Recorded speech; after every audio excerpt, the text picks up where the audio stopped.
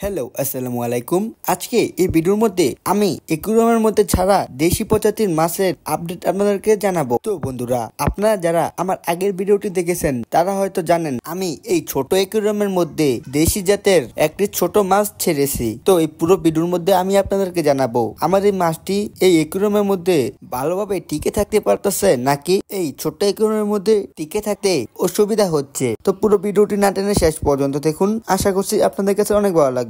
তো আমি যখন ছোট্ট একুরিয়ামের মধ্যে এই ছোট মাছটি ছাড়ি তখন এই একুরিয়ামের মধ্যে দেশি মাছের পাশাপাশি আরো একটি বিদেশি জাতের রঙিন মাছ ছিল। তো এখন আমি এই ছোট একুরিয়ামের মধ্যে আরো দুইটি রঙিন মাছ এনে ছেড়েছি। তো আমার এই দেশি প্রজাতির মাছটি এই মাছগুলোর সঙ্গে ভালোভাবে সার্ভাইভ করতে পারতেছে। আর এই মাছটি যে আমি একুরিয়ামের মধ্যে ছেড়েছি আজ 15 দিন হয়ে গেছে। এই 15 দিনের মধ্যে মাছের কোনো সমস্যা দেখা দেয়নি এবং মাছটি আগের থেকে দেখতে পাচ্ছেন অনেকটা তাজা এবং দেখতে অনেকটা সুন্দর লাগছে।